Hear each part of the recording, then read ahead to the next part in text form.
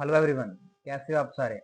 आप देख सकते हैं कि आज हम स्टडी करने जा रहे हैं MMT003 कोड को, जो कि है हमारे पास अलजेब्रा का code, IGNOU university MSc maths के लिए। ओके, बिना को टाइम वेस्ट करें हम अपने क्वेश्चन पेपर को स्टार्ट करते हैं।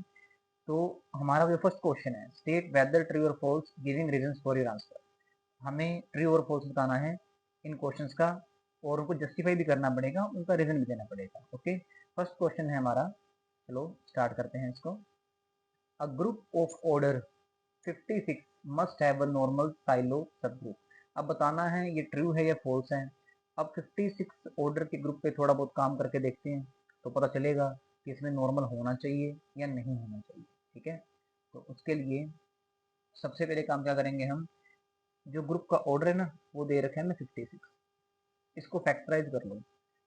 56 को लिखा जा सकता है 7 into 2 में, मतलब 7 into 8 that is 56। That means मैंने जस्ट इसकी ना प्राइम फैक्टराइजेशन करी है। अब इस पे ना हम साइलो थ्योरम अप्लाई करेंगे। वैसे हमारे पास नंबर ऑफ साइलो 7 सब ग्रुप की बात कर रहा हूँ मैं।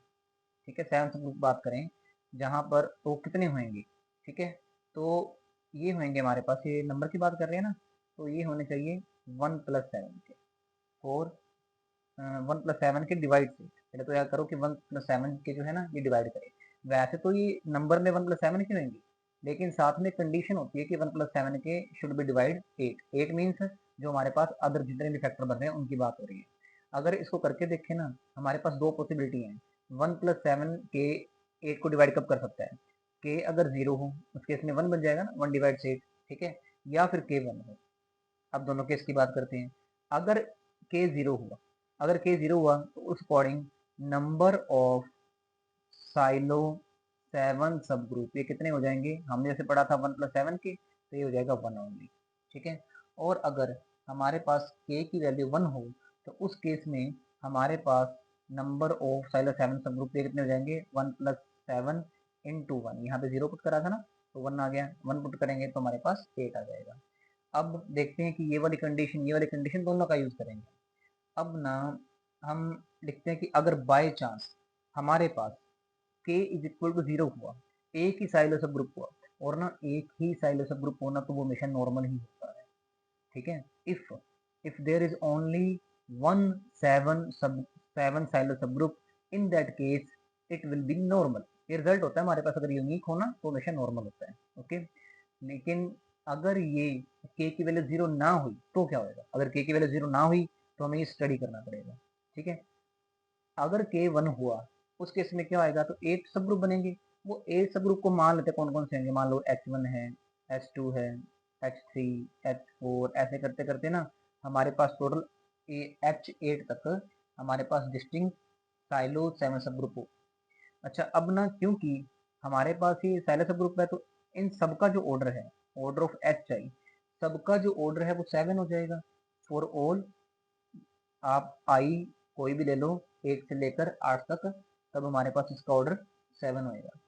अब अगर दो डिस्टिंक्ट, ठीक है, दो डिस्टिंक्ट हम इंटरसेक्शन ले लें तो क्या होएगा।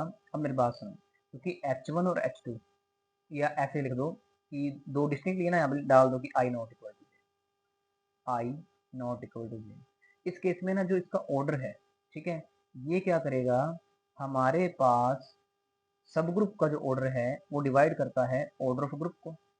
ठीक है, तो इसका मीनिंग क्या हुआ, ऑर्डर ऑफ ग्रुप को या ऑर्डर ग्रुप को डिवाइड करता है। देखो एच आई और एच आई को डिवाइड करेगा, ऑर्डर ऑफ एच आई इसको भी डिवाइड करेगा, क्योंकि इन दोनों की इंटरसेक्शन आना तो बेसिकली इसका ही सब ग्रुप है ना। दैट मीन्स हमारे पास जो ऑर्डर है, ठीक है, वो डिवाइड करेगा 7 को। तो क्या केस बना, अगर ये 7 को डिवाइड करता है, खुद तो 7 हो नहीं सकता। ठीक है, क्योंकि ऐसे तो दोनों आइडेंटिकल हो जाएंगे, आइडेंटिकल तो लेनी नहीं है। इसका मतलब क्या हुआ, हमारे पास order of H I intersection H J for I not equal to J, ये हमारे पास कितना आ रहा है, 1।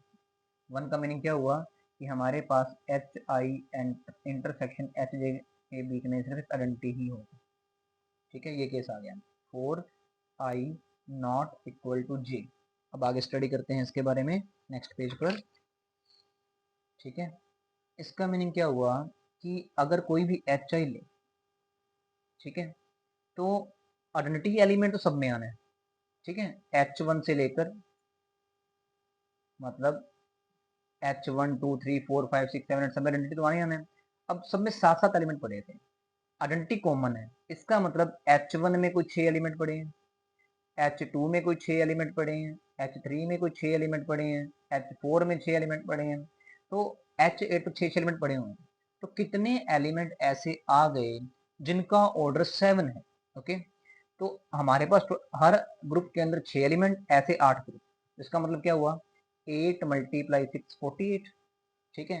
तो इसका मतलब ये हो गया कि अगर हम सब कीन कर दें ना, I1 to 8 HI कीन कर दें, तो इन सब के अंदर जो नंबर ऑफ एलिमेंट्स हैं ये हमारे पास कितने आ जाएंगे, ये हमारे पास आ जाएंगे 48, ठीक है। और साथ में एक आइडेंटिटी एलिमेंट भी है, तो इसका मतलब क्या हुआ टोटल बच गए 49 एलिमेंट। अब हमारे पास क्या था, टोटल ग्रुप के एलिमेंट थे 56, जिसमें से 49 एलिमेंट हमने कवर कर लिए।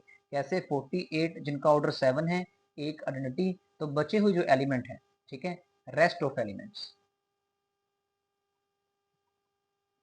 वो कितने बचे 56 - 49 दैट इज 7, ठीक है। अब 7 एलिमेंट बचे हैं, अगर आइडेंटिटी ऐड करें तो हमारे पास एलिमेंट बचे हैं 8, ठीक है।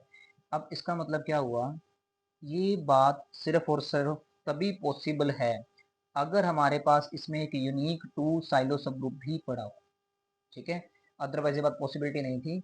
इसका मतलब क्या हुआ कि आपके पास जो एलिमेंट बच गए ना, उसमें क्या लिखेंगे हम, there exist a unique Sylow 2 subgroup of order 8, ठीक है। क्योंकि ऐसे था ना कि 1 + 2 के डिवाइड्स, वो जो मतलब हमने अभी तक से 7 पे लगाया था ना, 2 पे लगाएंगे, तो इसका मतलब वो यूनिक हो गया। अगर ये यूनिक हुआ तो दैट मीन्स ये नॉर्मल है, अगर ये नॉर्मल है तो वो कंडीशन आ गई हमारे पास कि इसमें कोई ना कोई नॉर्मल सब ग्रुप तो है, देयरफॉर स्टेटमेंट इज ट्रू। देखो मुद्दे की बात पता है क्या है, अगर मैं इसको शॉर्ट में बोलूँ तो शॉर्ट में बात ये है कि अगर तो ना 7 साइलो सब ग्रुप इसमें हुआ, ओनली यूनिक है, तो उस केस में तो डायरेक्टली हमारे पास नॉर्मल मिल गया।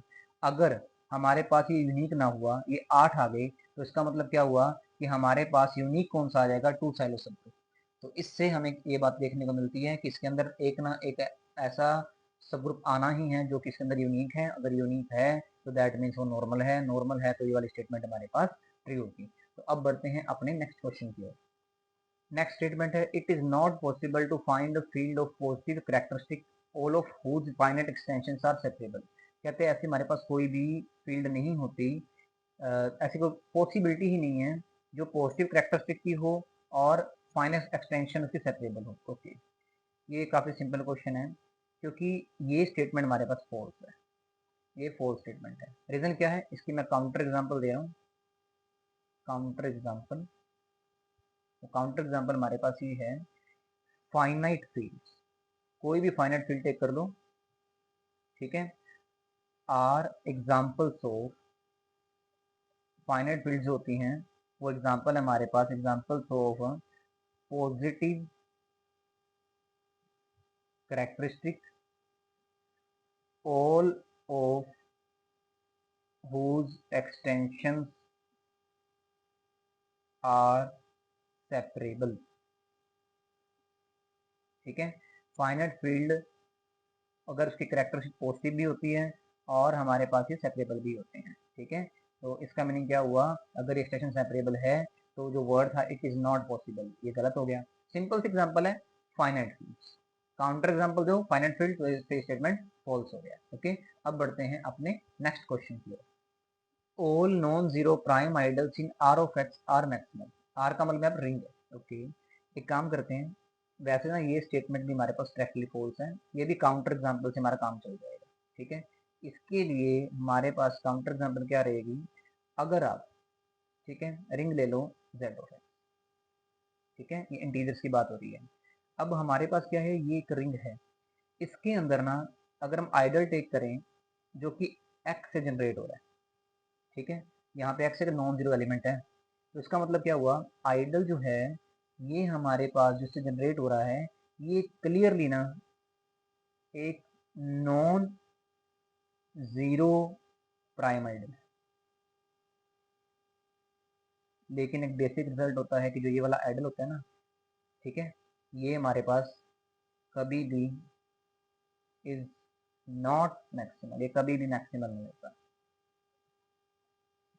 तो इन्होंने बोला था all on zero prime ideals are maximal, मैंने एक भी एग्जांपल दी। अगर एक भी एग्जांपल देने में मैं कामयाब हो चुका हूँ, इसका मतलब क्या हुआ, अगर एक भी एग्जांपल देने में कामयाब हो चुका हूँ तो इसका मीनिंग क्या हुआ कि हमारे पास ये वाली स्टेटमेंट फॉल्स रहेगी। क्योंकि अगर ऑल बोला था तो मैंने एक भी एग्जांपल ऐसी दे। ठीक है, अब बढ़ते हैं अपने नेक्स्ट क्वेश्चन की ओर। इस बार हमें क्या दिया गया है, in the ring of Gaussian integers z plus z iota alpha is an irreducible element. ठीक है, कहते हैं अल्फा हमेशा इरेड्यूसिबल एलिमेंट रहेगा। तो एक काम करते हैं, हम ना वैसे ही कोई रैंडम एग्जांपल ले लेते हैं। अगर z प्लस z आइota टाइप है ना तो इसके अंदर एलिमेंट ऐसे होंगे a प्लस आइota। मैं वैसे एग्जांपल लेके देखता हूँ, मान लो मैं अगर 1 प्लस आइota लेता हूँ, अगर 1 प्लस आइota लिया, लेट अल्फा मान लेते हैं चलो इसको। ठीक है, इसको टेक करा, इस केस में इसका जो नॉर्म है वो क्या आ जाएगा, इसका नॉर्म हमारे पास आ जाएगा 1 स्क्वायर प्लस 1 स्क्वायर 2 ही आ गया। ठीक है, let alpha is equal to 2, 2 plus 0 iota, या अकेला 2 बोल लो, बात एक ही है। इस केस में हमारे पास अल्फा क्या आ जाएगा, इस केस में हमारे पास ये वैल्यू आ रही है 2 square plus 0 square that means 4। अब आप देख सकते हो इस एलिमेंट का जो नॉर्म है ना, ये हमारे पास एक प्राइम नंबर आया, और इसका हमारे पास प्राइम नहीं आया, नॉट प्राइम।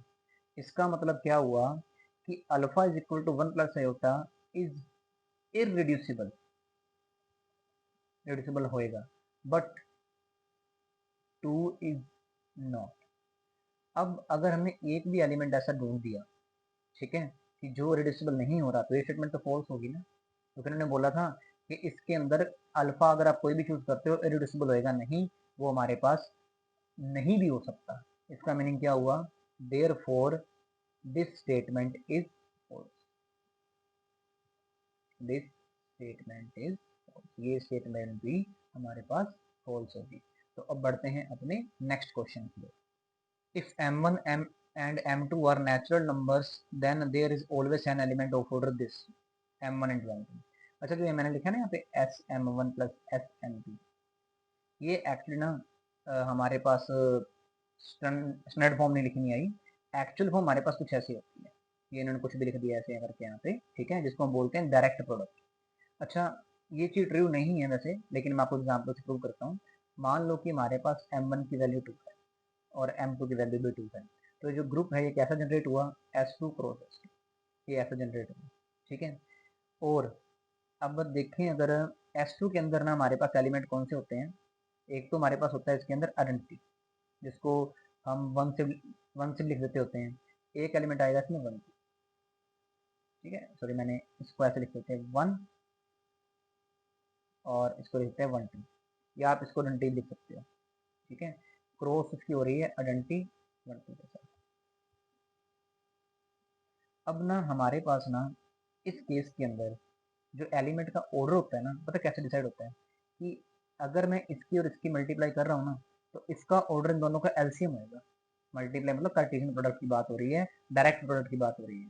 तो अगर आइडेंटिटी आइडेंटिटी से ऑपरेट होएगा, ऑर्डर ऑफ आइडेंटिटी आइडेंटिटी, ठीक है, ये हमारे पास होएगा 1, क्योंकि दोनों का एलसीएम दिया गया। अगर ऑर्डर ऑफ यहाँ की आइडेंटिटी यहाँ का 1 2 दिया जाए, ठीक है, तो उस केस में ना इन दोनों का एलसीएम क्या आएगा, इन दोनों का 1 और 2 का एलसीएम 2 होता है। वैसे ही फिर 1 2 और ई का करेंगे, that means LCM of 1 and 2, 2 and 1 again 2। फिर अगर इन दोनों को ऑपरेट करा जाए तो इनका एलसीएम क्या आएगा, 2 और 2 का एलसीएम भी 2 ही आता है हमारे पास। लेकिन इन्होंने बोला था कि ऑर्डर m1 इंटू m2 होना चाहिए। अगर m1 इंटू m2 हुआ ना, उस केस में 2 मल्टीप्लाई 2 4 होना चाहिए था, लेकिन आप देख सकते हो एलिमेंट का ऑर्डर या तो 1 रहता है या 2 रहता है, 4 कभी होता ही नहीं है। इसका मीनिंग क्या हुआ, हमारे पास ये स्टेटमेंट भी फॉल है, therefore statement is false.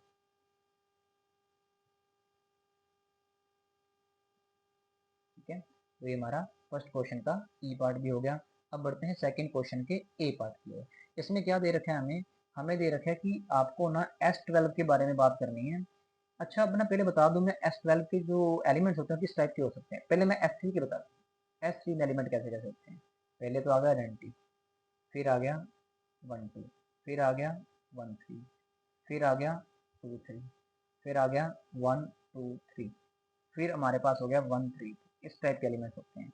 अब जो आइडेंटिटी का मीनिंग है ना, इसका मीनिंग पता है क्या होता है। ये एलिमेंट ऐसा है 1 2 3, मतलब 1 1 पे जा रहा है, 2 2 पे जा रहा है, 3 3 पे जा रहा है। इसका मीनिंग पता है क्या 1 2 का। 1 2 का मीनिंग बेसिकली ना ये है कि 3 अपने आप पे जा रहा है।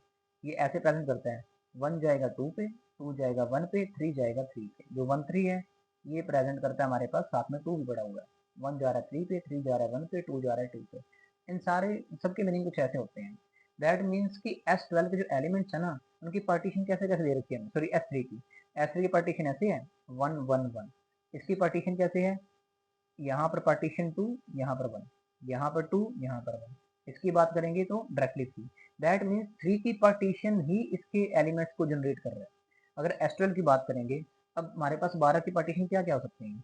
12 की पार्टीशन तो खुद 12 खुद हो सकती है, या फिर 12 बार ऐसे करके एक लिखा जाएगा। ठीक है, कुछ अलग भी हो सकती है, जैसे 3 प्लस 4 प्लस 5 भी हो सकती है, 7 प्लस 5 भी हो सकती है। अब चक्कर पता है क्या है, आपको मैक्सिमम पॉसिबल ऑर्डर निकालना है इसके एलिमेंट का। एलिमेंट का ऑर्डर कैसे डिसाइड होता है, जितनी भी इसकी साइकिल लेंथ है उन सबके एल्सियम ले लो। 1 1 1 का एल्सियम लेंगे 1 आ जाएगा, 2 और 1 का एल्सियम लेंगे 2 आ जाएगा, 3 और नथिंग। तो ये तो हमारे पास एलिमेंट का ऑर्डर 3 हो गया। अब आप क्या करो, किस पार्टीशन का आपके पास एलसीएम सबसे बड़ा आ रहा है, जितना जो सबसे बड़ा आ रहा होगा वो मैक्सिमम पॉसिबल ऑर्डर हमारे पास होएगा। जैसे कि यहाँ पर 3 4 5 आया था, अगर मैं एलसीएम लूँ 3 4 5 का, तो क्या होता है, ये तीनों के तीनों आपके पास को प्राइम है एक दूसरे के लिए, तो ये बनेगा हमारे पास 60। ऐसे ही मैं ना रैंडम टेक कर रहा हूँ, अगर 7 5 लेता तो एलसीएम कितना आना था 35। इसी तरीके से अगर मैं एलसीएम लेता, सपोज लेते अगर 237, तो ये मेरे पास आना था 42। इसी तरीके से अगर एलसीएम टेक करूँ मैं 48 का, तो कितना आएगा 8। इस तरीके से आप सारे बना के देख लीजिएगा। जब सारे बना के देखोगे ना, तो आपको इन द एंड पता क्या मिलेगा, आपको इन द एंड ये मिलेगा कि मैक्सिमम ऑर्डर 60 आ रहा है। बाकी सारे इससे कम ही आएंगे, आप ट्राई कर लेना चाहिए। ठीक है, बाकी काम आप ट्राई कर लेना ताकि हम अगले क्वेश्चन ये भी कर पाए। तो मैक्सिमम ऑर्डर जो है पॉसिबल ऑर्डर S12 का वो रहेगा 60।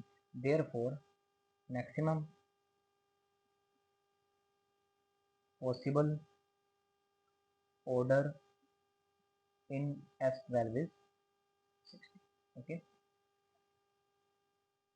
अब करते हैं हम सेकंड क्वेश्चन का बी पार्ट की स्टेटमेंट है that K be a Galois extension of a field F with Galois group G K by F is equal to D10 the dihedral group of order 10। वैसे तो हमारे पास ना D10 के अंदर 20 element होने चाहिए थे, लेकिन उन्होंने डिफाइन कर दिया कि 10 एलिमेंट वाला डिहाइड्रल बना रहे हैं। ठीक है, वैसे ना जनरल बात करें ना, DN ग्रुप में 2n एलिमेंट्स होते हैं, ध्यान रखिएगा। आगे ऐसे क्वेश्चन और भी आएंगे जिसमें 2n एलिमेंट्स लोगे। How many fields L are there such that F subset of L subset of K, how many L will be normal over L। तो कितने L इस तरीके के आएंगे। ठीक है, इसके लिए ना मैं आपको ना सबसे पहले फंडामेंटल थ्योरम ऑफ गैलियो थ्योरी पहले वो बताऊंगा, उसको बताने के बाद आप इस क्वेश्चन को कर पाओगे समझ के। पहले मैं थ्योरम आपको यहाँ पे लिख के बताऊँ। मैंने थ्योरम लिख दिया यहाँ पे, जल्दी से लिख दी, अलग से लिख दिया ताकि आपको टाइम वेस्ट ना हो। There is a 1 to 1 correspondence between intermediate field L of the extension K by S and the subgroups of the Galileo group। ठीक है, आपके पास 1 to 1 correspondence होती है, इसलिए हमारे पास क्या हो जाएगा, the number of intermediate field is equal to the number of subgroups of D10। D10 के अंदर जितने नंबर ऑफ सबग्रुप्स हैं उतनी ही आपके पास फील्ड्स आ जाएंगी। ठीक है, इस तरीके के how many such L will be normal over L। ठीक है, सॉरी हाउ मेनी फील्ड्स, आपको L आपको यहाँ से पता लग जाएगी। अब इसको करने के लिए हम क्या करते हैं, पहले D10 में अगर 10 एलिमेंट हैं, ठीक है, पहले बात तो हमारे पास क्या होती है कि जितने भी इसके अंदर सब ग्रुप होंगे, सब ग्रुप का ऑर्डर ग्रुप के ऑर्डर को डिवाइड करता है। तो वो कौन कौन सी पॉसिबिलिटी, एक तो 1 डिवाइड करता है इसको, एक 2 डिवाइड करता है और एक 5 डिवाइड करता है। अगर डिहाइड्रल ग्रुप ऑफ ऑर्डर जो 10 का होता है उसमें ज़्यादा स्पेशलिटी होती है, एक तो इसमें हमारे पास होती है आइडेंटिटी।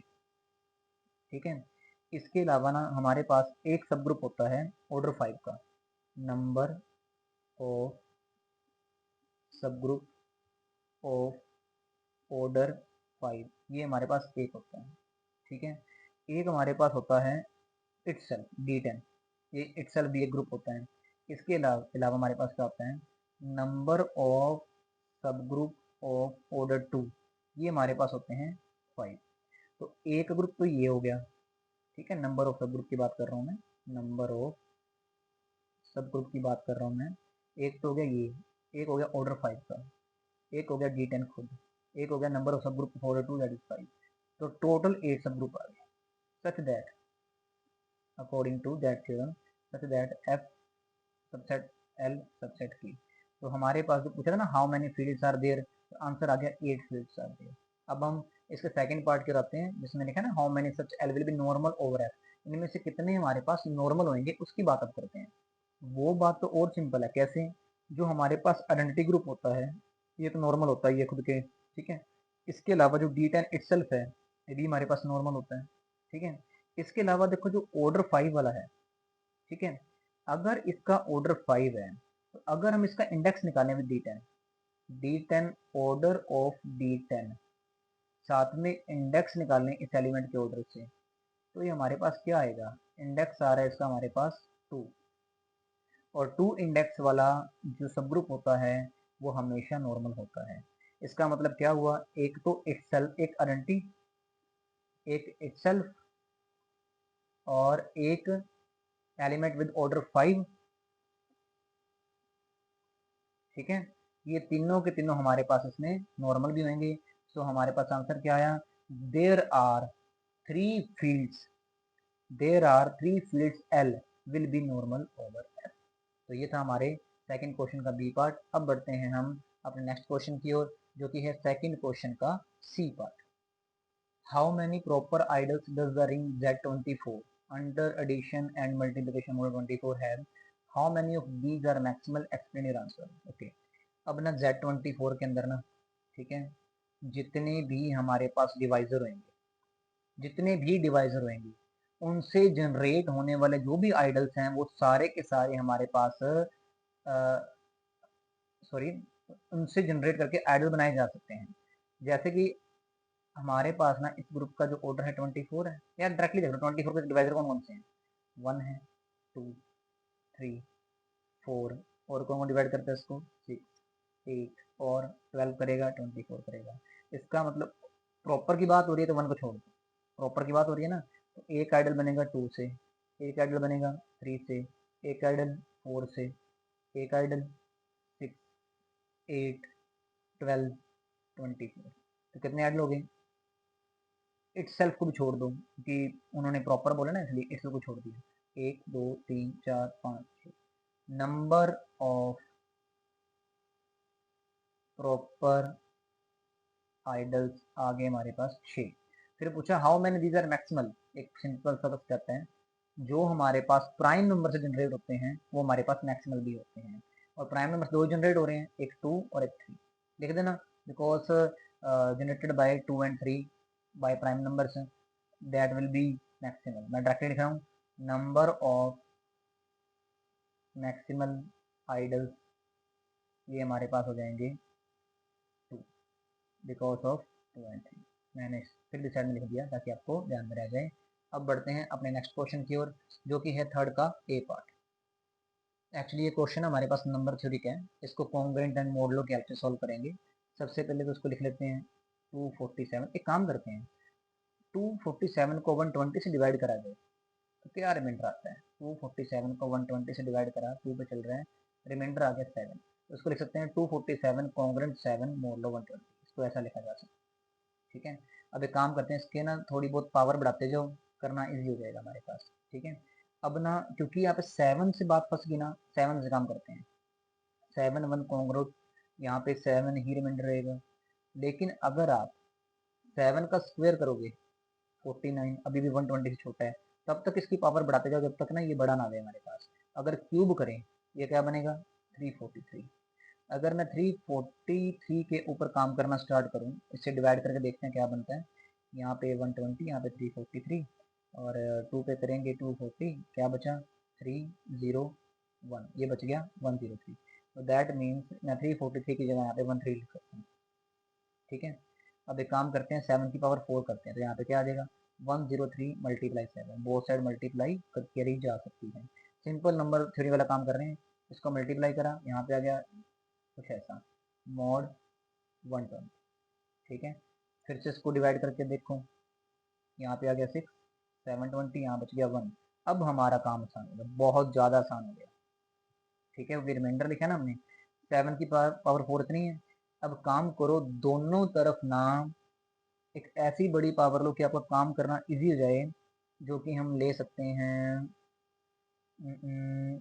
दोनों तरफ कि 4 से ऐसा क्या नंबर मल्टीप्लाई करें कि 66 के अराउंड पहुंच जाए। 16 ले लो, दोनों तरफ पावर 16 ले लो, ठीक है। यहाँ पे क्या बना 7 64 1 रेस्ट पावर 61 नहीं होएगा, मोड 120, ठीक है। दोनों तरफ 7 स्क्वायर से मल्टीप्लाई कर दो, यहाँ तो 766 हो जाएगा और यहाँ पे क्या हो जाएगा 7 स्क्वायर मीन्स 49।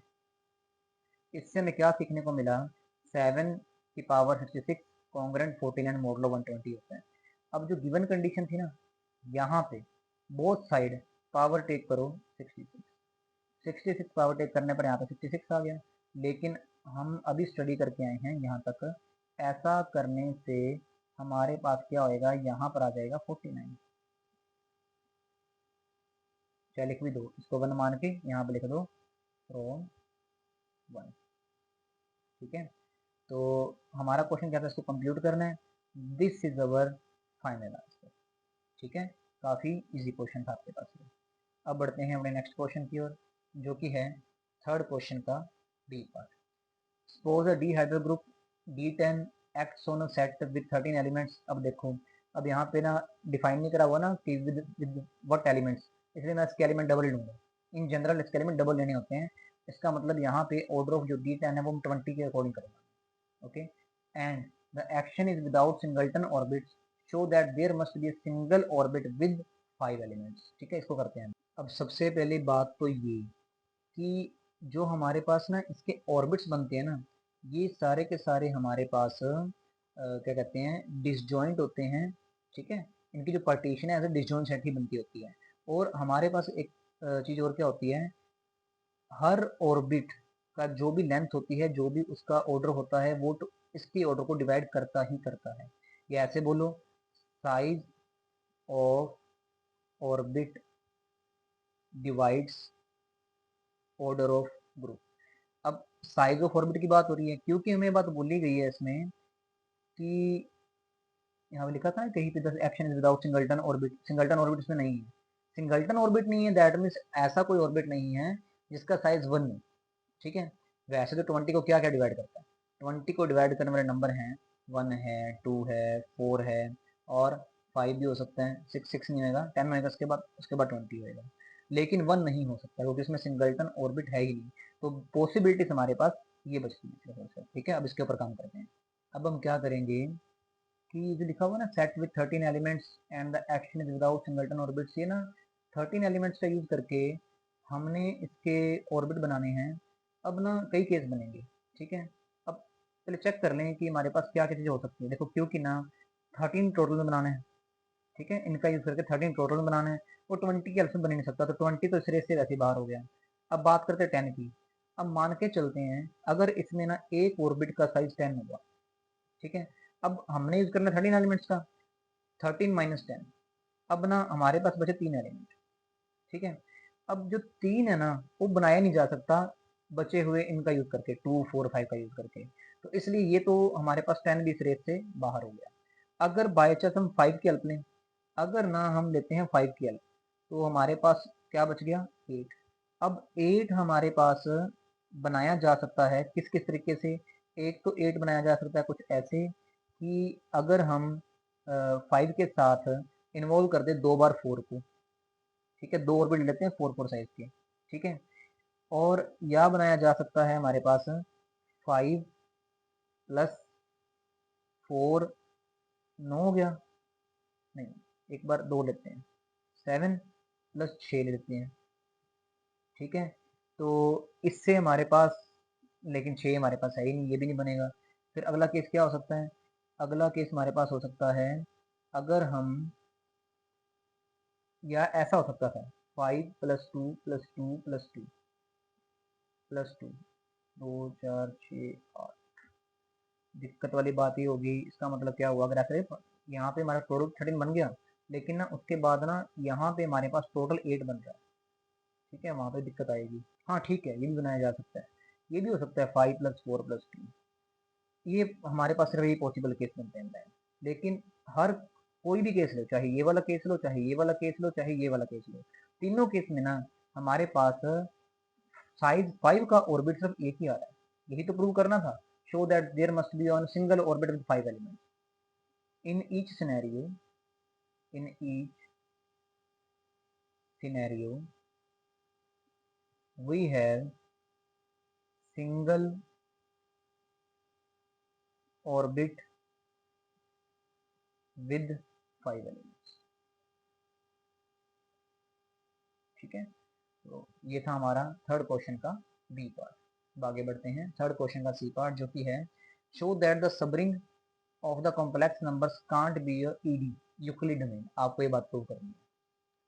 अब सबसे पहले क्या काम करते हैं हम, क्योंकि इसके अंदर जो एलिमेंट है ना वो किस फॉर्म के अंदर होंगे, इसके अंदर अगर कोई भी एलिमेंट टेक करते हैं वो एलिमेंट कुछ इस टाइप का होगा, ठीक है।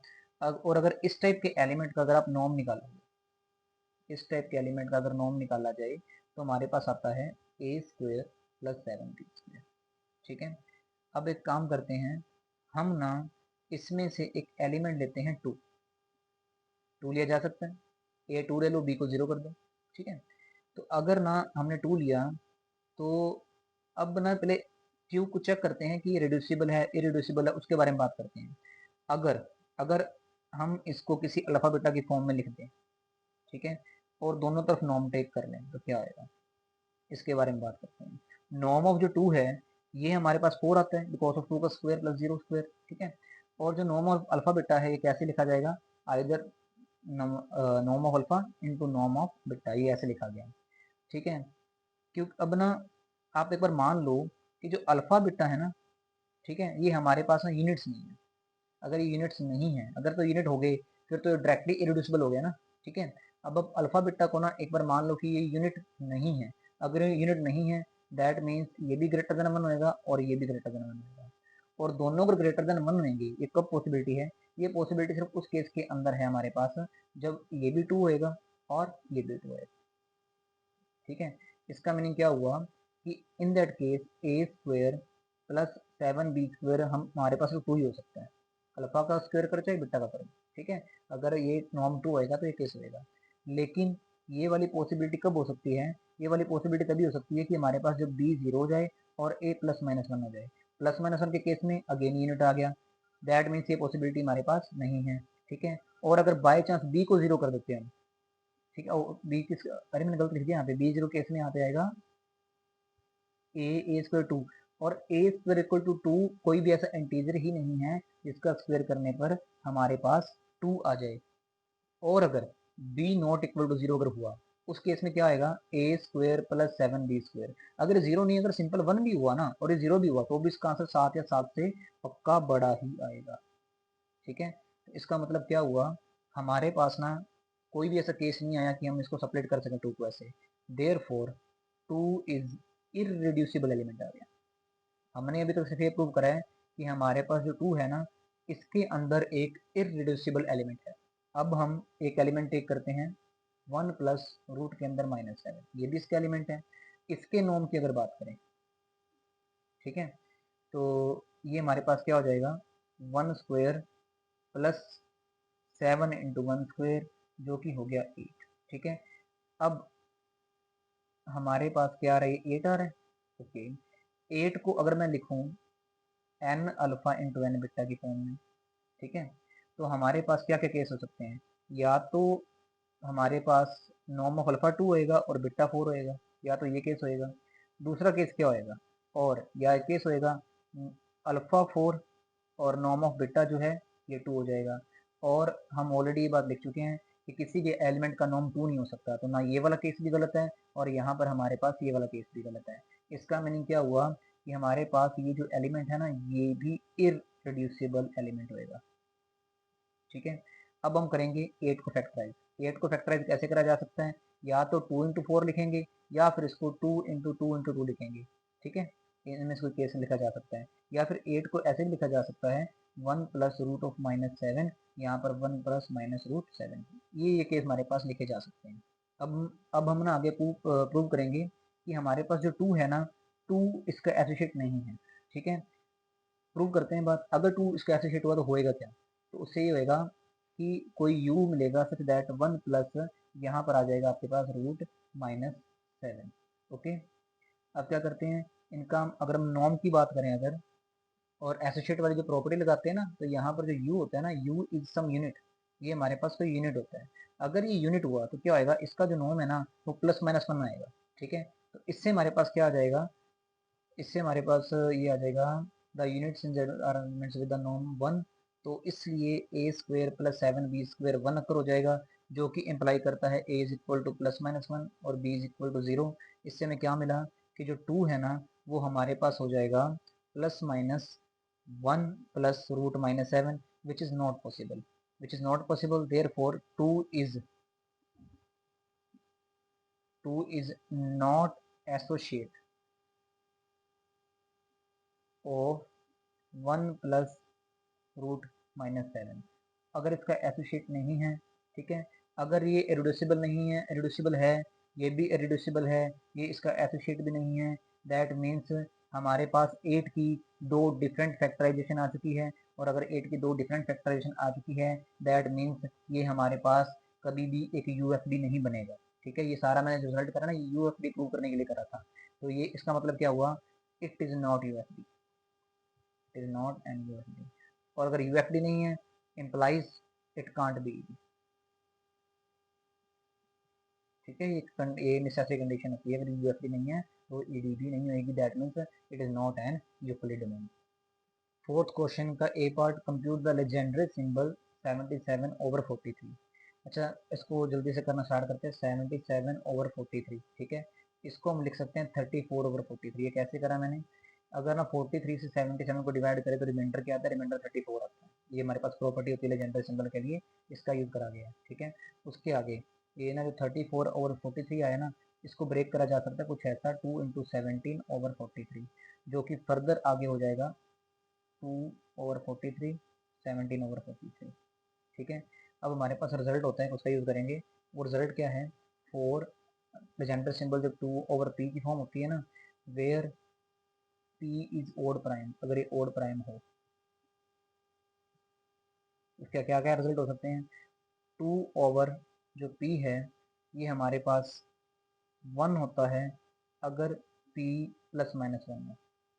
ठीक है, मोड 8 में जो भी यहाँ पे प्राइम नंबर दे रखा है, कॉन्ग्रेंट +-1 रिमाइंडर में हमारे पास होगा जाए। ठीक है, मोड 8 के वाले केस में, या फिर और सेकंड कंडीशन क्या होती है, जो 2/p है ना, ये हमारे पास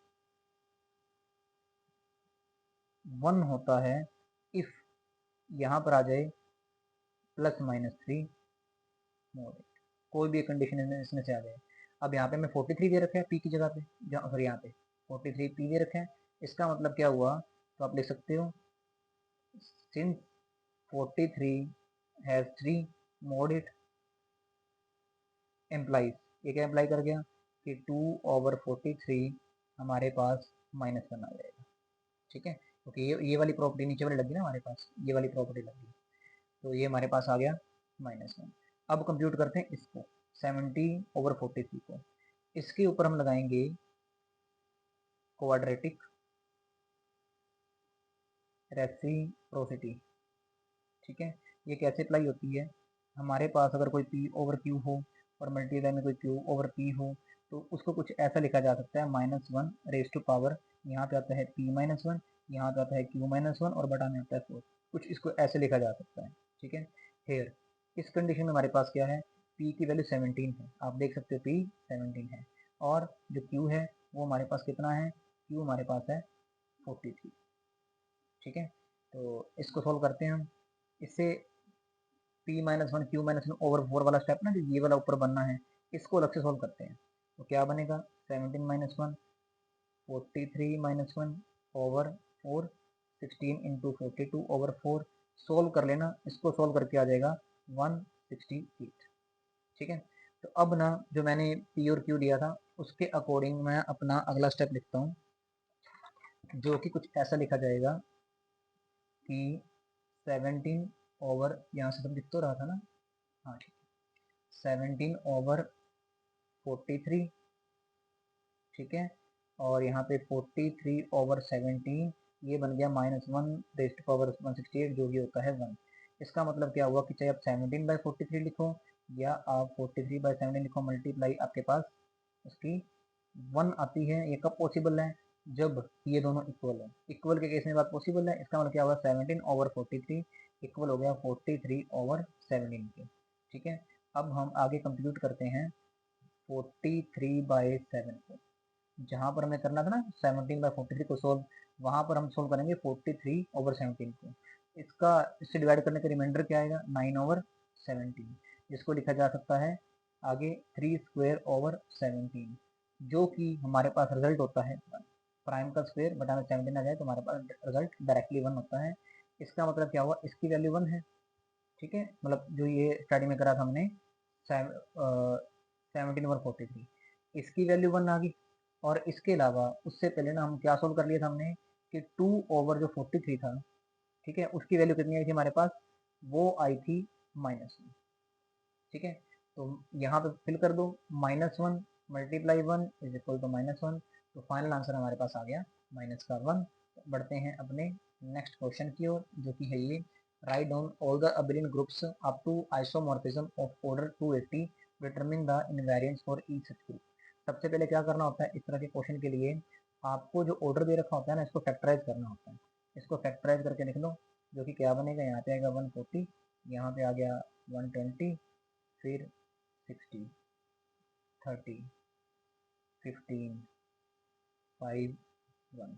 तो ये लिखा गया हमारे पास 2 रेस्ट पावर 1 2 3 5 टाइम्स है, multiply 3 rest power 1 multiply 5 rest power 1। पहले तो आप इसको लिख लो, अब इसके अकॉर्डिंग हम अपना क्वेश्चन करते हैं। सॉरी, मैंने एक बहुत बड़ी गलती कर रखी थी, 2 को 140 से डिवाइड करेंगे 120 नहीं होता, यहाँ पे 70 होता है। दोबारा लिख देता हूँ मैं इसको, 2 से करा 140, फिर 2 से करा 70, 2 से करा 35, 5 से करा 7, 7 से करा 1। ये बन गया हमारे पास 2 cube into 5 rest power 1 into 7 rest power 1। ठीक है, अब पावर्स की बात करेंगे, पावर 3 है, पावर 1 है, पावर 1 है। तो अगर ना पावर 3 की बात करें, कितनी पार्टीशन बनेंगी, तो अकेला 3 बन सकता है, एक हो सकता है 1+2, एक हो सकता है 1+1+1। ठीक है, और 1 की पार्टीशन तो हमारे पास सिर्फ एक 1 ही रहेगी। ठीक है, और अगले 1 की पार्टीशन भी 1 ही रहेगी। इसका मीनिंग पता क्या हुआ, इसके ग्रुप को कैसे कैसे ब्रेक करा जा सकता है। पहले बात करते हैं ग्रुप 1। ग्रुप 1 कहाँ से आएगा, फर्स्ट पार्टीशन क्या है 3, दैट मीन्स आप 2 की पावर 3 ले लो। 2 की पावर 3 लेने पर हमारे पास ग्रुप जनरेट होएगा Z8, मल्टीप्लाई इसकी तो पावर ये क्या है Z5 Z7। ग्रुप 2 दूसरा केस लेना, इसमें आप ना क्या करो, 1 और 2 टेक करो, 1 और 2 टेक करोगे तो क्या बनेगा Z2, मतलब कि 2 की पावर 1 2 की पावर 2, ये ऐसे कैसे रहेंगे। ठीक है, तो नेक्स्ट बनेगा Z2, फिर Z4 Z5 Z7। Third group क्या बनेगा, ग्रुप 3, कुछ ऐसा बनेगा। इसमें हम क्या टेक करें, 1 1 1, दैट मीन्स 2 की पावर 1 2 की पावर 1 2 की पावर 1, ये बनेगा Z2 cross Z2 cross Z2, और ये Z5 Z7 वैसे का वैसे। इसका मीनिंग क्या हुआ, उन्होंने यही पूछा था अप टू आइसोमॉर्फिज्म कितने ride and all the abelian groups, तो ये सारे के सारे अबिलियन ग्रुप्स आगे जो हैं टोटल 3 ग्रुप्स हमारे पास। ठीक है, अगर आप इसको अगर लिखना चाहोगे ना, तो इसको ये आइसोमॉर्फिक हो जाएगा Z280 के, मैंने तो लिख दिया क्योंकि उन्होंने ना बोला था इनवेरिएंट से लिखनी है, तो ये होगा हमारा इनवेरिएंट 280, इनवेरिएंट 280। इस वाले केस में हमारे पास क्या आएगा, ये ग्रुप हमारे पास आइसोमॉर्फिक होता है Z140 क्रॉस Z2 के, इसलिए इनवेरिएंट हमारे पास क्या आएगा 142। ठीक है, ये जो ग्रुप है हमारे पास आइसोमॉर्फिक होता है 70 के, तो इसलिए हमारे पास मतलब ऐसे Z70 cross Z2 cross Z2, इसलिए इसका इनवेरिएंट आ गया 72। ठीक है, तो इनवेरिएंट लिखा बोला हुआ था तो मैंने अलग से बता दिया। अब बढ़ते हैं अपने नेक्स्ट क्वेश्चन की ओर, फोर्थ क्वेश्चन का सी पार्ट। चलिए इसका सोल्यूशन करते हैं अब हम, ठीक है। सोल्यूशन फॉर दिस, हमारे पास जो रूट्स हैं x raise to power 8 minus z, ठीक है। ओके, इस टाइप का एलिमेंट लेना ना हमने, इज इक्वल टू 0, ये क्या आएगा हमारे पास, ये लिखा जा सकता है r the 8th root of z। इसका मीनिंग क्या हो गया, let alpha be one of the root, 1 ये मान लिया हमने, ठीक है। इसका मतलब क्या हुआ, a रेज़ टू पावर 8 हमारे पास z आ जाएगा क्योंकि हमने इसको उसका रूट माना है।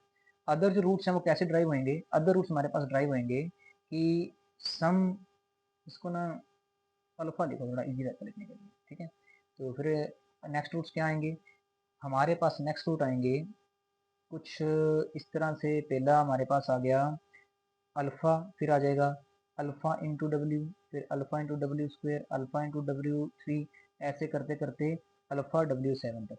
जहाँ पे हमारे पास जो डब्ल्यू है ना, इसका मीनिंग क्या है, E raise to power 2 pi by, जिसको मैं कुछ ऐसे भी लिख सकता हूँ हमारे पास कि other roots represent by alpha W K for K is equal to 0 से लेकर 7 तक, where W means E raise to power 2 pi by 8, ठीक है। इसको ऐसा लिखा जा सकता है। तो इसका मीनिंग क्या हुआ, हमारे पास जो स्प्लिटिंग फील्ड है वो किसकी हेल्प से, और ना एक बात और, जो ये है ना W is equal to E raise to power 2 pi by 8, इसको क्या बोलेंगे हम, इसको बोलेंगे परमिटिव एट, ये आपने पढ़ा हुआ है, primitive eight root of unit, ये लिखा गया हमारे पास, ठीक है। तो the splitting field K is obtained by, अब जो के है ना, एक स्प्लिटिंग फील्ड है जो हमारे पास ना कि कैसे ऑब्टेन्ड होएगी, ऑब्टेन्ड होएगी हमारे पास क्यू के सारे रूट्स की मदद से।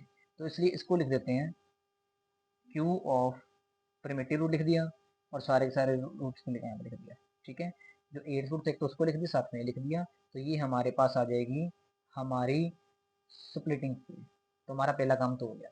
उसके बाद अगला काम क्या बोला गया हमारे पास, determine the cycles group G के ओवर क्यू। उसके लिए थोड़ा लिख के बताता हूँ मैं आपको, जो गैलियो ग्रुप है ना, गैलियो ग्रुप जी के ओवर क्यू, ठीक है। ये हमारे पास कैसा ग्रुप होता है, this is a group of automorphism of के, ये ऑटोमॉर्फिज्म ग्रुप होता है जो के को फिक्स करता है हमारे पास, दैट के दैट फिक्स क्यू, ठीक है। तो अब ना यहाँ पर एक कॉम्प्लेक्स प्रॉब्लम हमारे पास आ जाएगी क्योंकि हमारे पास z की कोई पर्टिकुलर वैल्यू नहीं है। अब सारी की सारी जो चीज़ें हैं ना डिपेंड करती हैं z पर, डिपेंड ऑन z, ठीक है। इफ, अगर z जो है, z is not a eighth power of a rational number, अगर ये 8 पावर ना हुआ ऑफ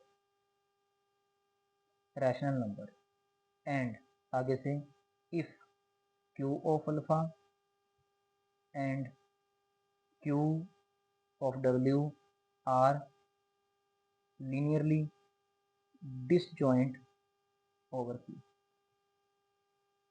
ठीक है। देन उस केस में क्या आएगा, जी के over Q would be a subgroup of direct product of Q of alpha over Q and G Q of W over Q, ठीक है।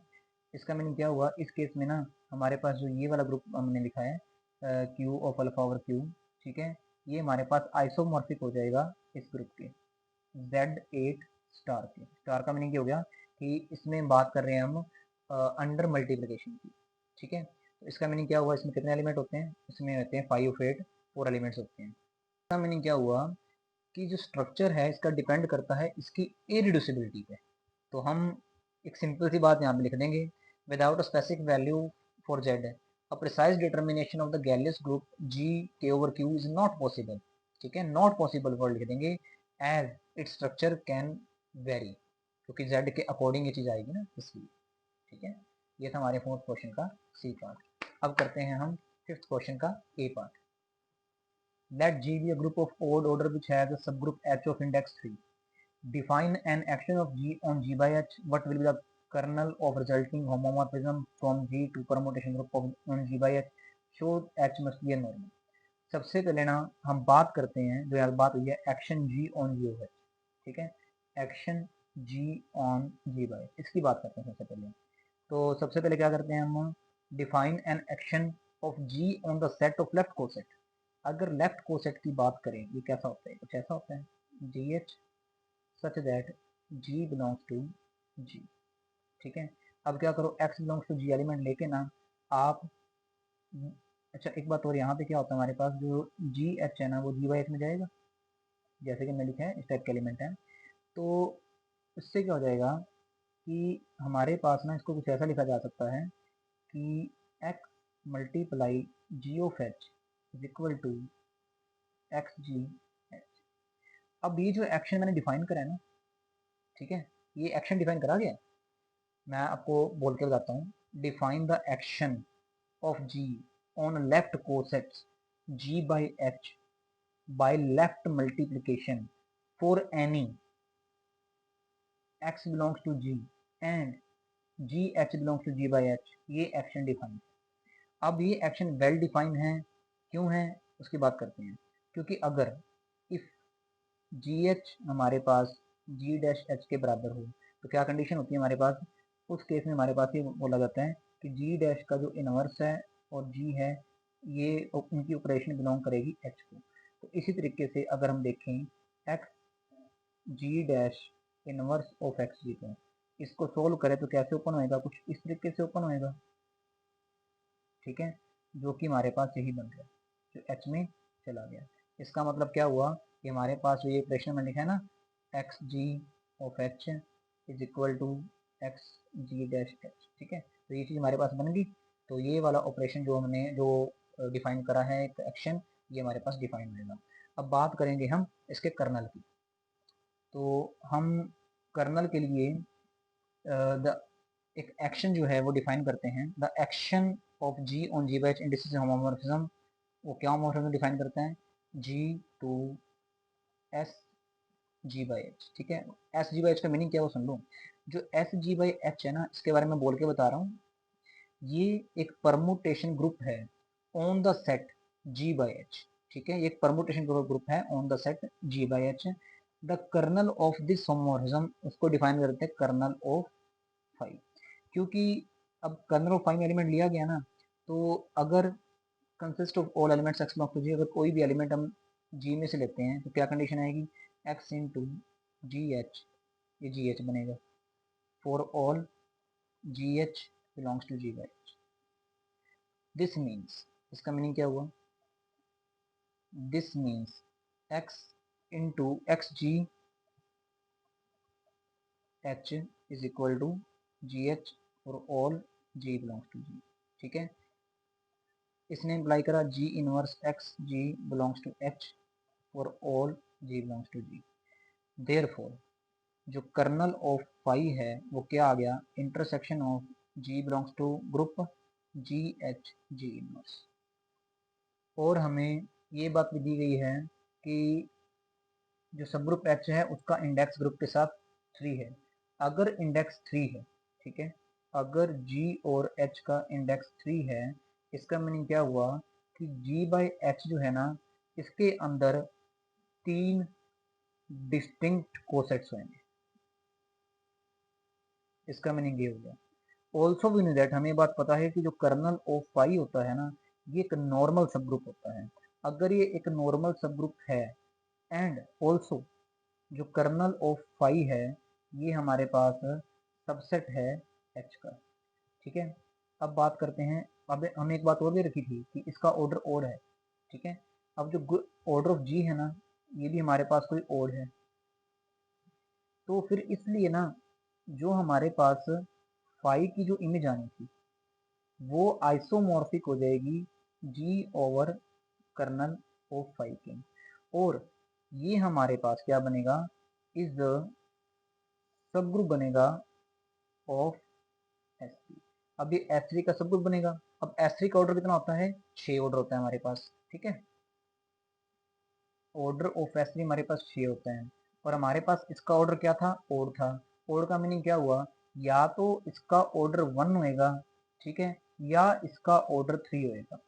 केस 1 लेते हैं, अगर ऑर्डर 1 हुआ तो अगर जी ओवर कर्नल फाई का ऑर्डर हमारे पास 1 हुआ तो क्या आएगा, इसका मतलब जी है वो कर्नल फाई के इक्वल ही हो गया, ठीक है, क्योंकि कर्नल जो फाई है वो तो एच का सबसेट था, ठीक है। इसका मीनिंग क्या हुआ कि जो जी है आगे से एच का सबसेट बन गया, विच इज कॉन्ट्राडिक्शन, क्योंकि हमें इंडेक्स 3 दे रखा है, तो अगर जी एच का सबसेट बन गया तो पॉसिबिलिटी नहीं है फिर उस बात की, क्योंकि जी अगर एच का सबसेट है, एच तो जी का सबसेट वैसे ही था, क्योंकि वो ग्रुप था उसका, दैट मीन जी और एच इक्वल हो गए। अगर दोनों के दोनों ग्रुप इक्वल थे तो उनका इंडेक्स 7 होना चाहिए था, लेकिन इंडेक्स 3 दे रखा था, इसलिए ये कॉन्ट्राडिक्शन है। हम बढ़ते हैं अपने सेकंड केस की ओर, जो कि क्या था कि अगर इसका ऑर्डर जो है अगर वो 3 हो, ठीक है, तो इससे क्या अप्लाई हो जाएगा कि जो कर्नल ऑफ फाई है ना उसका ऑर्डर क्या बन गया, वो बन गया हमारे पास ग्रुप का ऑर्डर बाय में 3, ठीक है। तो इसका मतलब क्या हुआ कि जो कर्नल फाई है ना वो हमारे पास एच ही आ गया। तो इससे क्या कंक्लूजन निकला कि kernel of phi is always a normal subgroup of G and we have show that kernel phi of H, it follows that H must be a normal subgroup of G. Therefore simple सी बात आई ना, अगर kernel phi of H आ गया, ये हमेशा normal subgroup होता ही होता है, तो एच एक नॉर्मल सबग्रुप हो गया। हमें यही बात तो शो करनी थी कि ये इसमें एक नॉर्मल सबग्रुप आएगा। ओके, अब करते हैं हम अपना नेक्स्ट क्वेश्चन। जैसे पिछला क्वेश्चन करा था ना, अगर वैसे वो जैसे कुछ सिलेक्टेड क्वेश्चन करने होते हैं, कुछ छोड़ भी सकते हैं, इस तरह का क्वेश्चन आए तो उसको छोड़ने की कोशिश कीजिएगा, ठीक है। अब बढ़ते हैं नेक्स्ट क्वेश्चन की ओर। Write down 3 monic irreducible polynomials of degree 2। ये तो बड़ा सिंपल है, इरेड्यूसिबल बोले ना उन्होंने, ओके। मैं अपनी रैंडम पॉलिनोमियल लिखता हूँ x square plus x plus 1। अब इसको चेक करना है कि ये इरेड्यूसिबल है या नहीं है। Z5 के अंदर जो कुछ आ सकता है वो पुट कर दो, क्या हो सकता है 0 1 2 3 4, चेक करते हैं। अगर इसमें 0 पुट करें तो क्या आएगा, 0 प्लस 1, मोड़ लो 5 में 1 आ रहा है, 0 नहीं आया। 1 में चेक करा, क्या आएगा 1 प्लस 1 3। अगर 2 को चेक करें तो 4 प्लस 2 प्लस 1 कितना हो गया 7, लेकिन जो 5 के साथ इसका मोड़ लो करोगे 2 आ जाएगा, ठीक है। फिर अगर 3 पुट करें तो क्या आ जाएगा हमारे पास, यहाँ पे 9, यहाँ पे आ जाएगा फिर 4, और यहाँ पे नहीं 9 प्लस 3 प्लस 1, ये हो गया 13, अगेन 3 आ गया। 4 पुट करें तो क्या हो जाएगा 16 प्लस 4 प्लस 1, ये बन गया 21, अगेन 1 आ गया। तो किसी पर भी हमारे पास 0 नहीं आ रहा, दैट मीन्स ये हमारे पास इरेड्यूसिबल पॉलिनोमियल बन गई। कोफिशिएंट 1 है तो ये मोनिक भी बनेगी, ठीक है। इसी तरीके से और जनरेट करनी है, एक और जनरेट कर लेते हैं। मैं डायरेक्टली 2 लिख रहा हूँ, आप ट्राई कर लेना। एक बनेगी X square plus 2 X plus 3, check कर लीजिएगा, ये भी इरेड्यूसिबल आएगी। इसमें भी जब आप इसके एलिमेंट्स पुट करो ना Z5 के, आपके पास 0 नहीं बनेगा एक बार में। और एक मैं और लिख के दे रहा हूँ जो कि है x square plus 3 x plus 3, इसको भी चेक कर लीजिएगा, ठीक है। 3 चाहिए थे एग्जाम्पल्स, और इन दोनों एग्जाम्पल्स को भी ऐसे करके दिखा दीजिएगा। तो इससे हो गया फिफ्थ क्वेश्चन का बी पार्ट। अब बढ़ते हैं फिफ्थ क्वेश्चन के सी पार्ट की ओर। क्वेश्चन रिंग दे रखी है Z7x, यहाँ पे नीचे एक आइडल दे रखा है x Q plus x square minus 3x minus 3, ये एक इंटेग्रल डोमेन है। इस क्वेश्चन पूछे, ठीक है, तो पहले चेक करते हैं कि ये है या नहीं है। इसके हम रूट भी निकालेंगे वैसे तो। चलो अब ना सबसे पहले बात, जो हमें पोलिनोमियल दे रखी है पी ऑफ एक्स, वो क्या है x cube plus x square minus 3x minus का 3। थोड़ा सेट करके लिख लेते हैं, क्योंकि हमारा 7 है ना, तो मोड 7 के अकॉर्डिंग लिखेंगे ना तो थोड़ा लिखना ईजी हो जाएगा। 7 ऐड कर दो यहाँ पे, ओके 7 इसका मल्टीपल है ना, तो यहाँ पे 4x बन गया और यहाँ पे भी 4 बन गया, ठीक है। क्योंकि इसके रूट हमने Z7 में चेक करने हैं। Z7 में क्या क्या हो सकता है 0 1 2 3 4 5 और 6, तो सबको एक एक करके चेक करते हैं। पहले पी ऑफ 0 पूरा, जब पी ऑफ 0 करेंगे तो यहाँ पे 4 बचेगा, जो कि हमारे पास मोड 7 के अंदर 4 ही आए रहेगा। जब 1 पुट करेंगे 1 प्लस 1 1 प्लस 1 प्लस 4 प्लस 4, 8 और 2 10, ये आ गया हमारे पास 3 मोड 7 के रिगार्डिंग। अगर 2 पुट करें तो यहाँ पे आएगा 8 4 8 4, क्या बना 8 4 12 और 8 20 और 4 24, तो ये हमारे पास बन गया अगेन 3। अब 3 पुट करते हैं, 3 पुट करने पर क्या आएगा, 27, 9, 12 और 4, 36 और 12 48 और 4 52। 52 को जब आगे लिखेंगे तो ये बनेगा हमारे पास अगेन 3। 4 के लिए करते हैं, 64 आ जाएगा, 16 आ जाएगा, यहाँ पर भी 16, यहाँ पर 4, तो ये हो गया 80 + 96 + 4 करीब 100 हो गया, जो कि बनेगा 2। 5 के लिए करें, 125 + 25 + 20 + 4, 150 + 174, 174 को अगर डिवाइड करें 7 से, पहले 2 पे करा, यहाँ पे 3 बच गया, 34, फिर यहाँ पे आप करोगे 28 से, तो यहाँ बचेगा 6। ठीक है, फिर करते हैं 6 से, तो यहाँ पे आ जाएगा 216, यहाँ पे आ जाएगा 36, यहाँ पे आ जाएगा 24, यहाँ पे आ जाएगा 4, जिसका टोटल क्या बना, 216 + 24 240, 240 + 40 250। ठीक है, जब हमारे पास यहाँ पे 280 आ गया, दैट मीन्स यहाँ पे 0 mod 7 बन रहा है। इसका मतलब क्या हुआ, सिंस p of 6 हमारे पास 0 है, 4 x = 6। ठीक है, ये ऐसे कह लो, और x = -1, क्योंकि 1 माइनस करेंगे तो ये आ जाएगा हमारे पास। तो इसका मतलब क्या हुआ, हमें एक भी therefore px is reducible over z7, तो हमें p of x जो है ना वो रिड्यूसिबल तो हमें मिल चुका है। अगर ये हमारे पास रिड्यूसिबल है, इसका मतलब क्या हुआ, जो ये वाला आइडल है ये मैक्सिमल ही नहीं हुआ। अगर ये आइडल मैक्सिमल ही नहीं हुआ तो ये हमारे पास इंटेग्रल डोमेन हो ही नहीं सकती। ठीक है, पूछा था ना why, no this is not integral domain, why वाला रीजन हमने यहाँ पे दे चुके हैं। अब हम क्या करेंगे, इसको सिंपलर फॉर्म में लिखेंगे। सिंपलर फॉर्म में लिखने के लिए क्या करते हैं, क्योंकि x हमें 6 इसका रूट दे रखा था, अगर इसमें 7 माइनस कर दो तो क्या हो गया, x = 6 - 7, ये -1 बन गया है, क्योंकि z7 में काम चल रहा है ना, ऐसा हम कर सकते हैं, x + 1 हो गया 0 के ऊपर। अब क्या करते हैं, जो हमारे पास ये इक्वेशन थी ना, x³ + x² + 4x + 4, इसको ना आप डिवाइड कर दो x + 1 से। डिवाइड करना भी आपने सीखा हुआ है, यहाँ से -1 जो है ना, यहाँ पे इसका ऑप्शन लिख दो 1, फिर से 1, 4 4, ये वाला 1 सेम आएगा, 1 × -1 -1, ये 0 0 × -1 0, यहाँ पे 4 आ गया, 4 × -1 -4, यहाँ पे आ गया 0। इसका मतलब डिवाइड करने के बाद ना यहाँ पे क्या बच गया, यहाँ डिवाइड करने से हमारे पास आ गया x की पावर 3 थी, पावर कम होगी ना, x² + 4, ये आ गया। तो इसका मीनिंग क्या हुआ, जो इसको हम कुछ ऐसे ब्रेक कर सकते हैं, ये ब्रेक होएगा x + 1 × x² + 4 में। ठीक है, तो इसलिए हमारे पास जो कोशिएंट रिंग की सिंपलर फॉर्म है वो क्या आ गई, z7 जो x था बटा के अंदर, हमारे पास यहाँ पे आ जाएगा x + 1 × x² + 4 which is the simpler form of this ring. अब बढ़ते हैं अपने नेक्स्ट क्वेश्चन की ओर। State the orbit counting theorem for the action of a finite group. Simple statement ये है, ऑर्बिट काउंटिंग थ्योरम की जो स्टेटमेंट है वो क्या होती है, वो होती है कि ऑर्डर ऑफ x/g। ठीक है, ऑर्डर तो ना लिखे काम करते हैं, क्योंकि ना यहाँ पे नंबर ऑफ ऑर्बिट्स की बात भी तो हमने करनी है, तो इसको थोड़ा इस तरीके से लेते हैं। ठीक है, मैंने मोड से बेसिकली ये प्रेजेंट नंबर ही कर रहे हैं, equal to 1/(g belongs to g।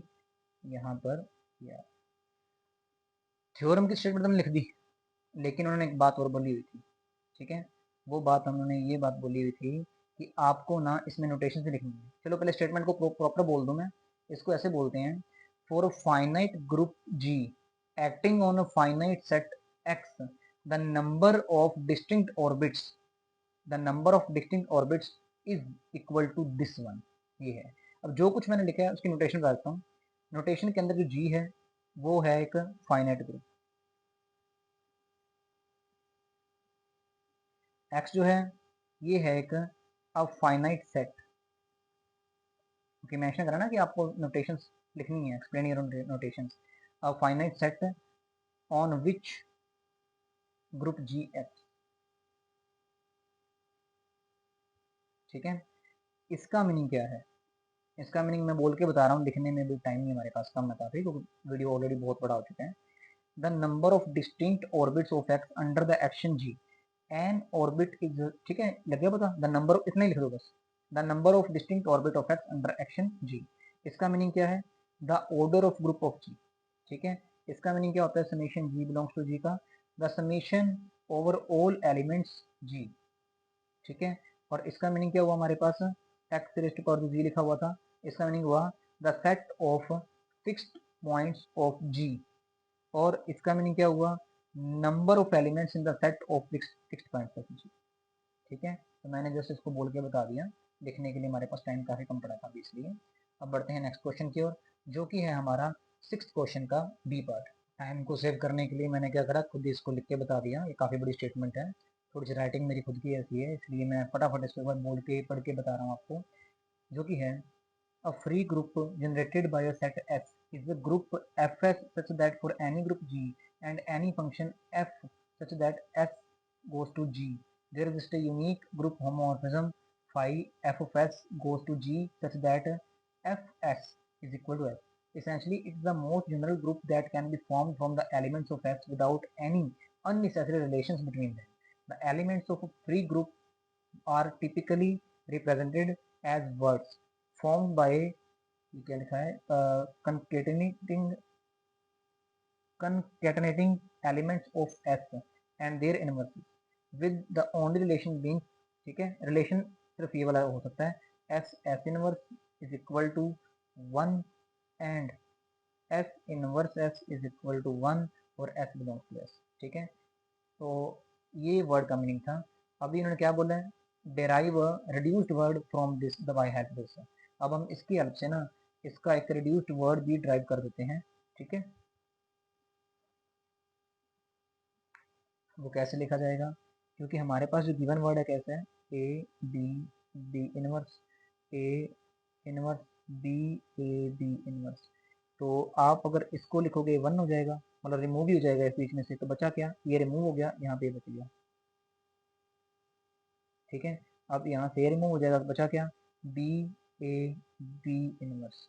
तो यही इसकी रिड्यूस वाली फॉर्म थी, तो रिड्यूस होने के बाद ये वर्ड सिर्फ इतना सा रह जाएगा, ओके। ये था हमारा 6th क्वेश्चन का बी पार्ट।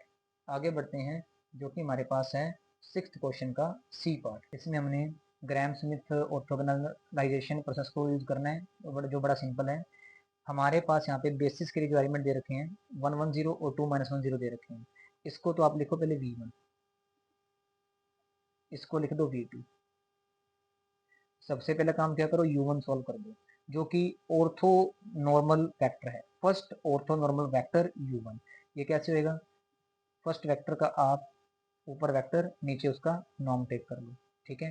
तो हमारे पास इसको अलग से सॉल्व कर देते हैं, ये क्या हो जाएगा 1 square plus 1 square plus 0 square, ये हमारे पास आ गया √2। तो इसका मतलब क्या हुआ, u1 जो है इसको इसे डिवाइड करेंगे, ये आ जाएगा 1/√2, 1/√2 और 0। अब बात करते हैं orthogonal vector W2 from V2। पहले ऑर्थोगोनल वेक्टर पता करते हैं, फिर उसका हम ऑर्थोनॉर्मल पता करेंगे। अब W2 को जनरेट करना हो, W2 on V2, orthogonal vector W2 on V2 या फ्रॉम V2, ठीक है। तो कैसे होता है, W2 हमारे पास होता है V2 माइनस, यहाँ पे लिख दो V2 की डॉट प्रोडक्ट विद U1 के साथ फिर U1, ये आता है हमारे पास, ठीक है। रिजल्ट होता है इसका V2, ये हमारे पास है 2 - 1 0। यहाँ पर V2 और U1 की डॉट प्रोडक्ट है, V2 कहाँ पर है, ये रहा, U1 ये रहा, 2 × 1/√2 2/√2 हो गया, -1 × -1/√2 -1/√2 हो गया, 0 × समथिंग, ये तो वैसे 0 रहता है। और U1 क्या दे रखा था 1/√2 1/√2 और 0, ये तो 2 - 1 और 0 है, तो ये बन गया 1/√2 1/√2 1/√2 और 0। यहाँ पे क्या आ गया, यहाँ पे आ गया 2 - 1 0, तो यहाँ से हो गया 1/2 1/2 0। माइनस करने के बाद, ठीक है, जो हमारे पास ये W2 सॉल्व कर रहे थे ना, माइनस करने के बाद हमारे पास क्या आ जाएगा, W2 की वैल्यू आ जाएगी यहाँ पे 3/2, यहाँ पर भी -3/2, और यहाँ पर आ जाएगी 0, हमारे पास ये वाली वैल्यू आ चुकी है। और फिर u2 के लिए क्या करो, जो w2 हमारे पास आया है ऊपर वो, इसका नीचे नॉर्म, इसका नॉर्म पता कर लो। नॉर्म कैसे आएगा इसका, w2 का जो नॉर्म है वो कुछ ऐसा होएगा 9/4 प्लस 9/4 प्लस 0, ये क्या आ गया, रूट 18/4, ऊपर 9 नीचे 2, तो ये बन गया 3/√2। ठीक है, अब जब इसको डिवाइड करेंगे ना तो हमारे पास क्या आएगा वो देखते हैं।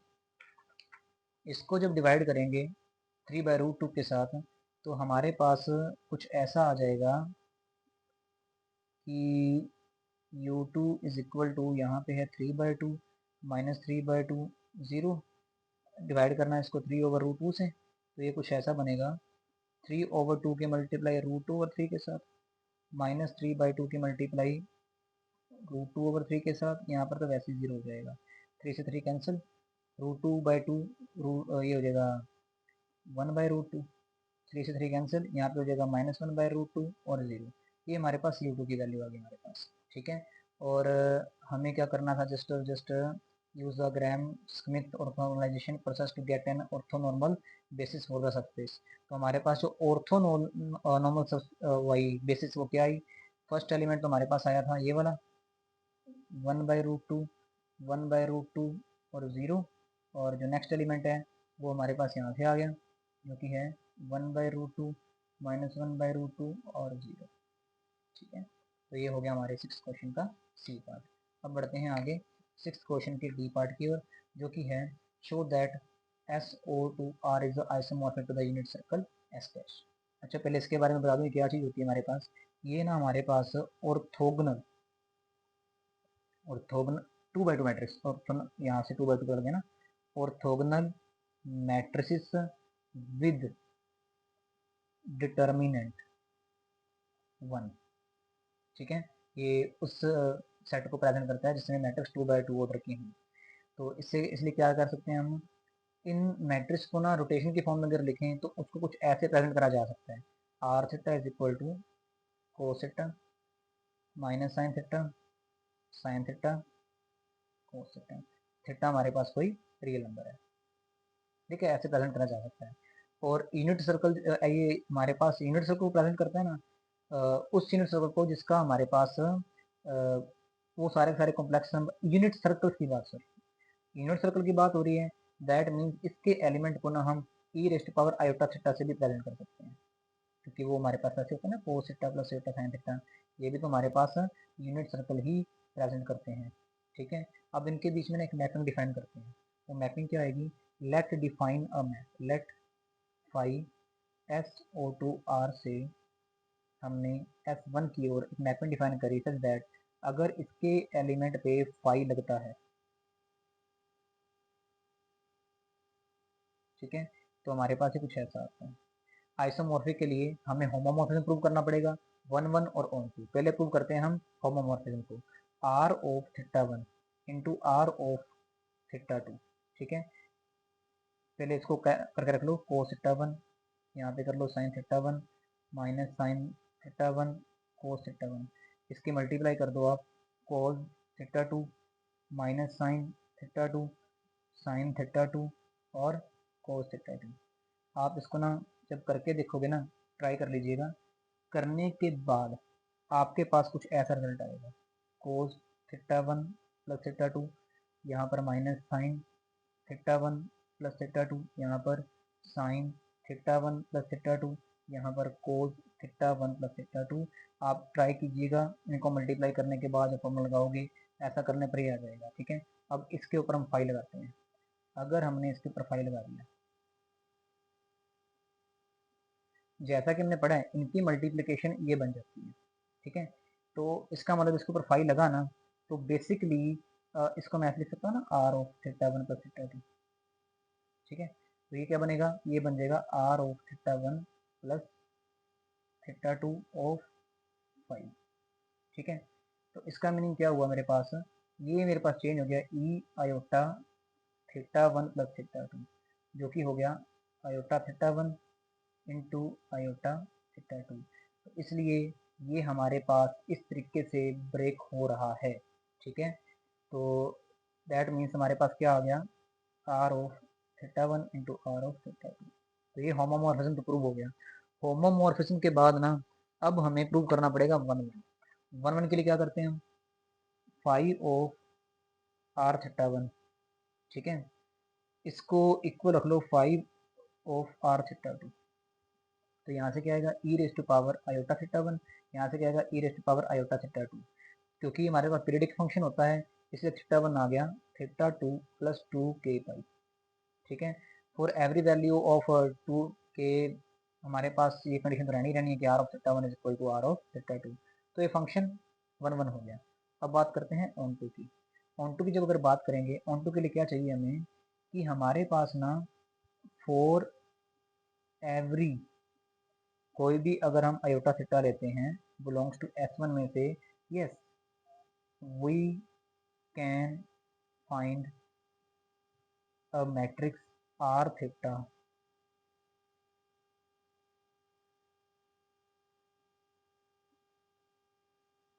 such that phi of r of theta is equal to z, therefore phi is onto। तो ये phi हमारे पास onto भी हो गया। अगर वन वन हो गया, onto तो हो गया, होमोमॉर्फिज्म हो गया, that means phi is isomorphism। और हमें ये बात प्रूव करनी थी कि हमारे पास ये जो है इस सर्कल के लिए आइसोमॉर्फिक होएगा, जो कि हमने प्रूव कर दिया, जो कि हमारा सबसे लास्ट क्वेश्चन था। तो इसलिए अब हमने अपने वाला पेपर ख़त्म कर दिया। क्योंकि पेपर कल ही है इसलिए मुझे स्पीड से कराना पड़ा। स्पीड से कराने के कारण में भी कुछ कॉन्सेप्ट्स ऐसे हैं जिनको डिटेल में नहीं बताया मैंने, डायरेक्टली एक बार बता दिया। लेकिन उम्मीद करते हैं आपका पेपर बहुत बहुत अच्छा होएगा। अगर मेरे वीडियो सबको पसंद आ रहे हैं then please like share and subscribe. Thank you so much, all the best. Hope आपका पेपर बहुत ज़्यादा अच्छा हो।